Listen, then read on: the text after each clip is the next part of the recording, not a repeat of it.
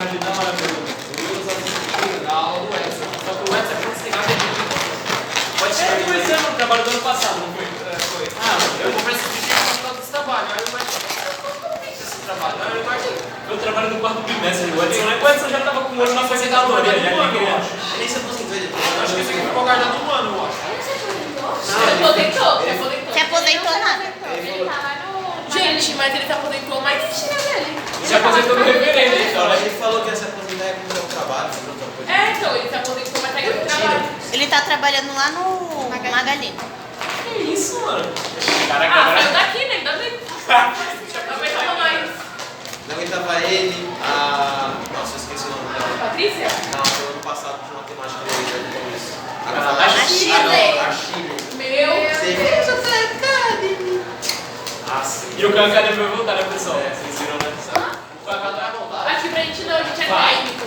Vai voltar cagado, tem descansa pouco, vai. Vou pro C. Se for pra humanas, ele vai voltar mesmo. Vai voltar pra Não, eu você. acho que pra nós não, porque nós é técnico. Nossa, Graças voltar a Deus, pra pra vocês. vocês. Nossa, gente, é muita coisa pra fazer sem rabo. É como se Não, a gente tava reclamando Não. pra baixar e eu não sei o que. Ele tava pedindo pra eles abaixar, eles aumentaram, né? Eu não faz, gente, ajuda. Vamos lá. Bom dia, pessoal, tudo bem com vocês? Ó, como prometido, hoje eu consegui trazer o Luiz como prêmio e o João me ajudou aqui também a agradecer ao João, porque ele trouxe os palmas pra vocês. A gente vai fazer uma palavra aqui bem dinâmica, bem rápida, pra dar tempo de fazer a gincana e depois dar tempo de arrumar a sala também, porque... Olha. Você não deu certo, deixa os palmas nessa hora, não. Legal. Então vamos lá, pessoal. Gostaria que vocês fechassem os olhos de vocês, fazer uma oração aqui rapidinho. Senhor meu Deus e amado Pai, muito obrigado por mais um momento, mais uma aula de estudo que nós podemos estar aqui juntos para ouvir mais sobre o Teu nome e para aprender mais sobre a Tua palavra, Senhor Deus. Eu te agradeço pela oportunidade que eu tenho de estar aqui ensinando esses seus jovens. Pai, dê sabedoria a eles para entender o que a palavra do Senhor quer dizer e dê sabedoria também para mim, para conseguir explicar, Senhor Jesus. Eu te agradeço por tudo, em nome do Pai, do Filho e do Espírito Santo. Amém. Amém. Então vamos lá, pessoal. O tema da mensagem que eu separei aqui hoje para vocês é transformação. Vocês sabem que o Evangelho ele transforma vidas, né? Jesus ele transforma vidas. Então eu queria pegar um tema aqui central para vocês, transformação, e trazer uma pessoa, um exemplo desse tema. Eu escolhi aqui Paulo. Acho que a maioria de vocês conhece Paulo, né? Tarde? Conhece?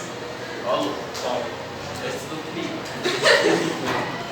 Pô, Paulo, Paulo eu conheço, ele falando comigo, mas não sei esse é o se que é. é. Deixa eu Paulo.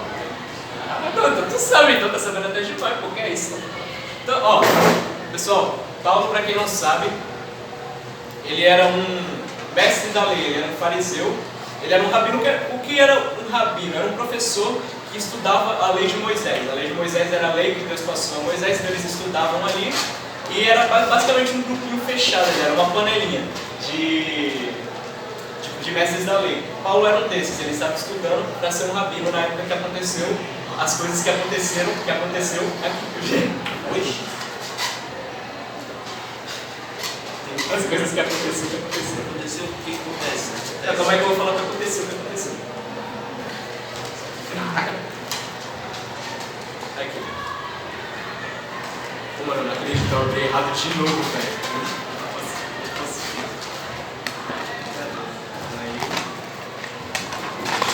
Então vamos lá, gente. A leitura que eu vou fazer aqui com vocês vai ser em Atos 9. Capítulo 9, vai ser até o versículo 21. Eu vou ler um pouco mais rápido aqui para dar tempo de fazer os negócios tudo. Enquanto isso, Saulo, né? Acho que esse aqui eu vou ter que explicar. Saulo era Paulo, era basicamente a mesma pessoa, só que ele basicamente tinha uma dupla cidadania. Então, em um lugar das regiões lá de Israel, lá essas coisas assim, ele se chamava Paulo, e nas outras regiões ele se chamava Saulo, mas é a mesma pessoa. Enquanto isso, Saulo ainda respirava ameaças de morte contra os discípulos do Senhor. Dirigindo-se ao sumo sacerdote, ele pediu cartas para as sinagogas de Damasco, de maneira que, caso encontrasse ali homens ou mulheres que pertencessem ao caminho, esse caminho é basicamente quem seguia Jesus, né? O caminho, pudesse levá-los presos para Jerusalém. Em sua viagem, Quando se aproximava de Damasco, de repente brilhou ao seu redor uma luz vinda do céu. Ele caiu por terra e ouviu uma voz que lhe dizia: Saulo, Saulo, por que você me persegue? Saulo perguntou: Quem és tu, Senhor? E ele respondeu: Eu sou Jesus, a quem você persegue. Levante-se e entre na cidade. Alguém lhe dirá a você o que fazer. Os homens que viajavam com Saulo pararam emurecidos e ouviram a voz, mas não viram ninguém. Saulo levantou-se do chão e, abrindo os olhos, não conseguia ver nada. E os homens o levaram pela mão até Damasco. Por 3 dias ele esteve cego, não comeu e nem bebeu. Em Damasco havia um discípulo chamado Ananias. O Senhor o chamou numa visão. Ananias, eis-me aqui, Senhor, respondeu ele. O Senhor lhe respondeu: Vá à casa de Judas, na rua chamada Direita, e pergunte por um homem de Tarso, chamado Saulo. Ele está orando. Numa visão, viu um homem chamado Ananias chegar e impor-lhe as mãos para que voltasse a ver. Respondeu Ananias: Senhor, tenho ouvido muita coisa a respeito desse homem e de todo o mal que ele tem feito aos teus santos em Jerusalém. Ele chegou aqui com a autorização dos chefes e dos sacerdotes para prender todos os que invocam o teu nome. Mas o Senhor disse a Ananias: Vá, este homem é meu instrumento escolhido para levar o meu nome perante aos gentios e aos reis, e perante ao povo de Israel. Mostrarei a ele quanto deve sofrer pelo meu nome. Então Ananias foi, entrou na casa, pôs as mãos sobre Saulo e disse: Irmão Saulo, o Senhor Jesus, que apareceu no caminho por onde você vinha, enviou-me para que você volte a ver e seja cheio do Espírito Santo. Imediatamente, algo como escamas caíram nos olhos de Saulo e ele passou a ver novamente. Levantando-se, foi batizado e depois de comer, recuperou as forças. Saulo passou vários dias com os discípulos em Damasco. Logo começou a pregar nas sinagogas que Jesus é o Filho de Deus. Todos os que ouviam ficavam perplexos e perguntavam: Não é ele o homem que procurava destruir Jerusalém e aqueles que invocavam este nome? E não veio para cá justamente para levá-los presos aos chefes e aos sacerdotes? Todavia, Saulo se fortalecia cada vez mais e confundia os judeus.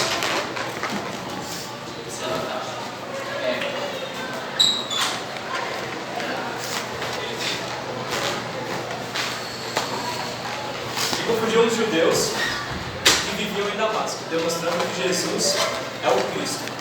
Decorridos muitos dias, os judeus decidiram de comum acordo para matá-lo. Então vamos lá, gente. Eu vou resumir aqui rapidinho para vocês o que aconteceu na história. Basicamente, Saulo ele era um perseguidor dos cristãos.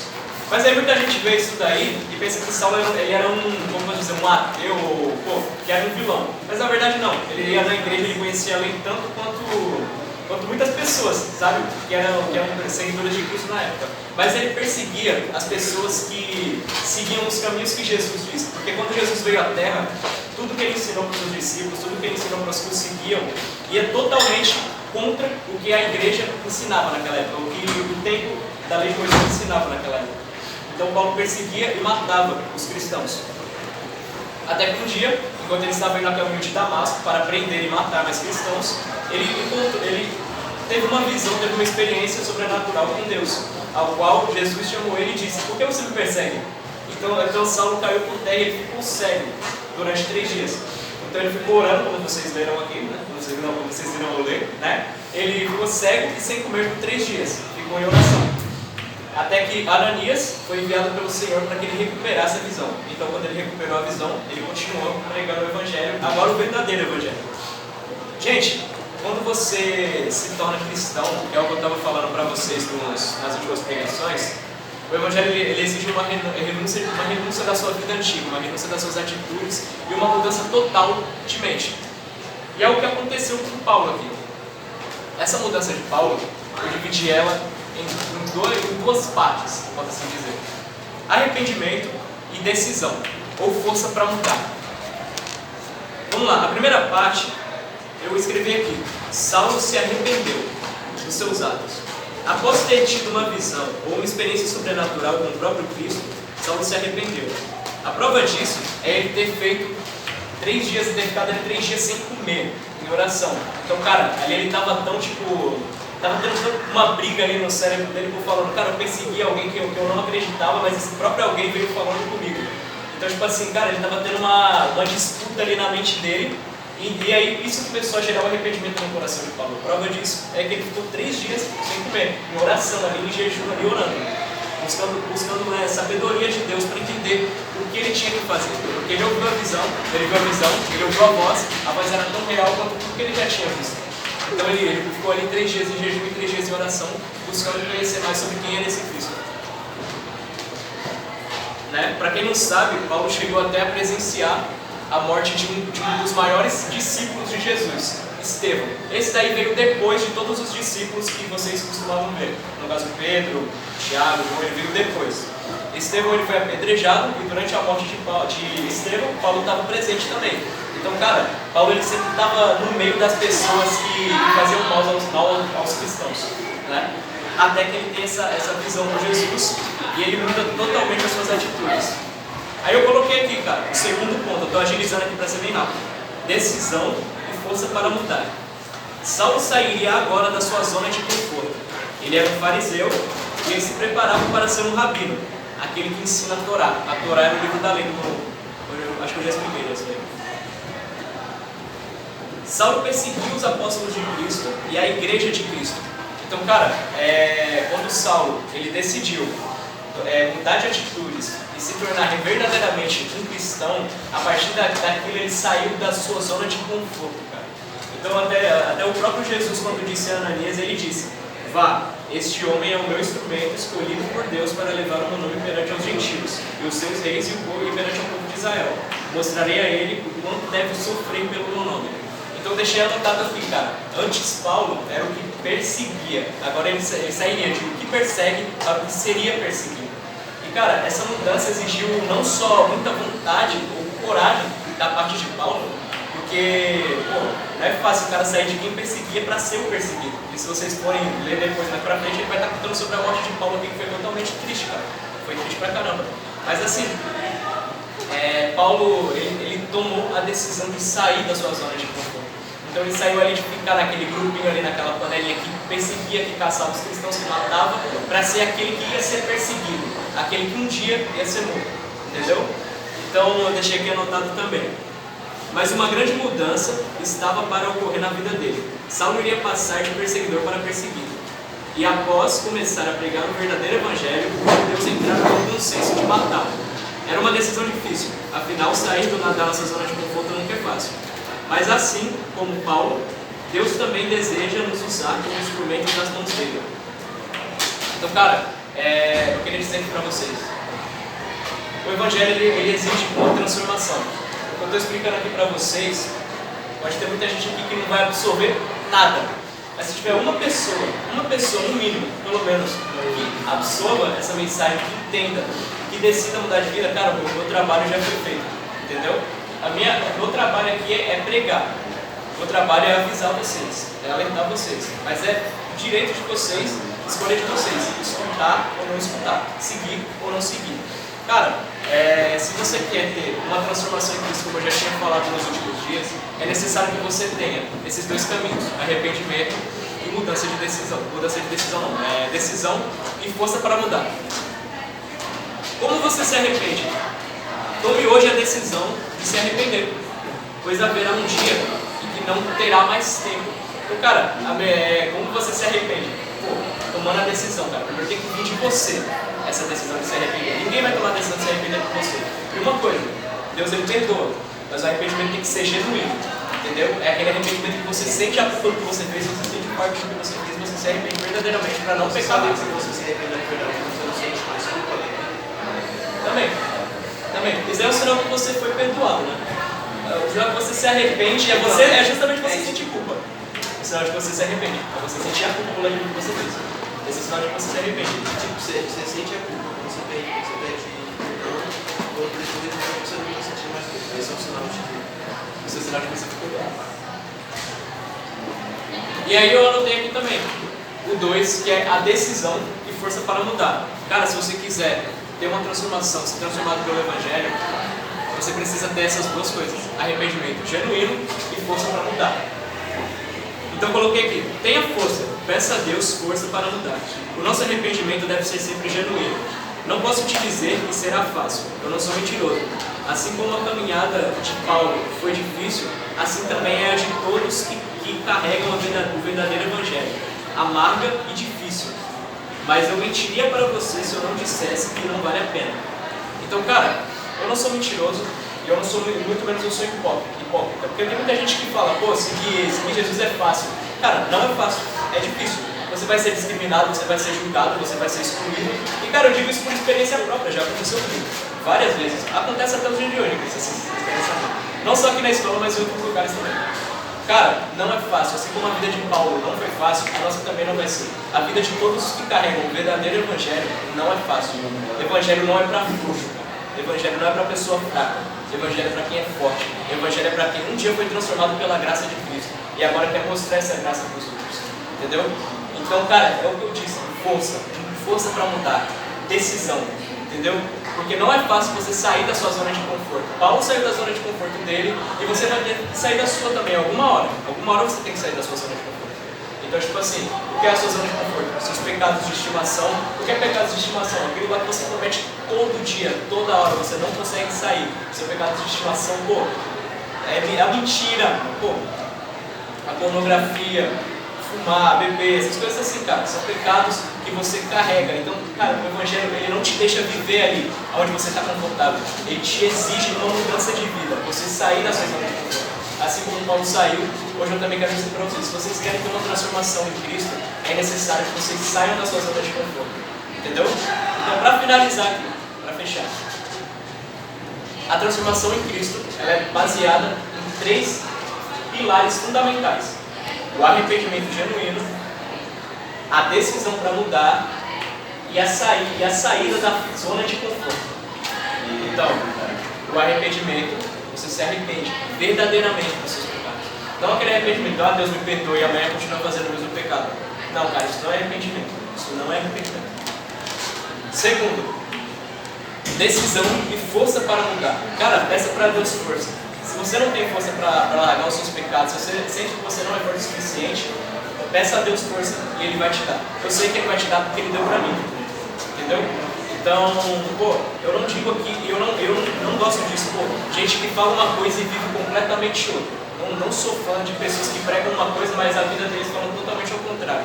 Então, tipo assim, se eu falo aqui pra vocês é porque eu vivo, ou eu já vivi isso daí. No caso aqui eu já vivi, cara, já orei, já pedi a Deus forças e Ele me deu forças. Eu peço todo dia forças para aguentar as provações que eu passo todos os dias, Ele sempre me dá. Então eu digo aqui, cara, uma coisa que acontece, uma coisa que é real na minha vida, e eu sei que também pode ser real na vida de vocês. Entendeu? E a terceira é o arrependimento genuíno. O arrependimento não é arrependimento genuíno. É a mudança de decisão e sair da zona de conforto. Cara, sai da zona de conforto.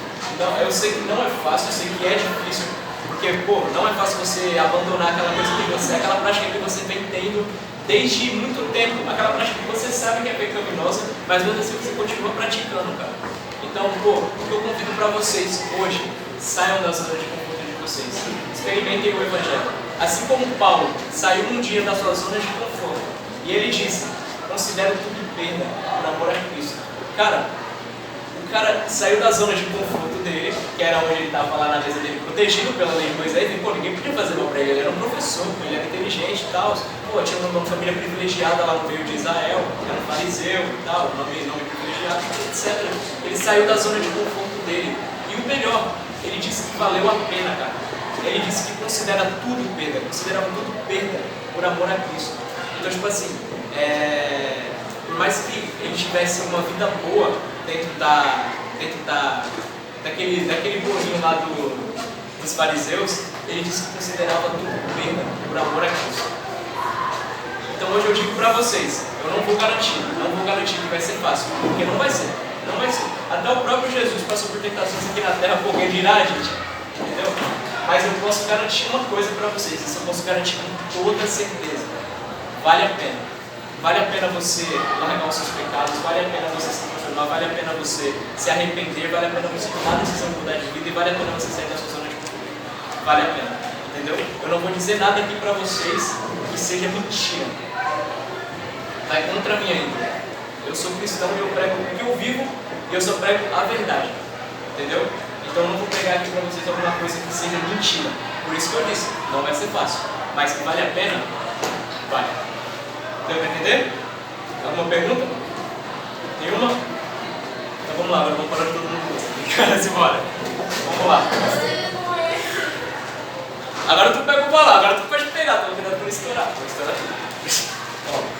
Ó, ainda bem que o Douglas não veio, mano. O bicho é grande pra caramba, ele falou que ia ficar com um balãozão assim em cima.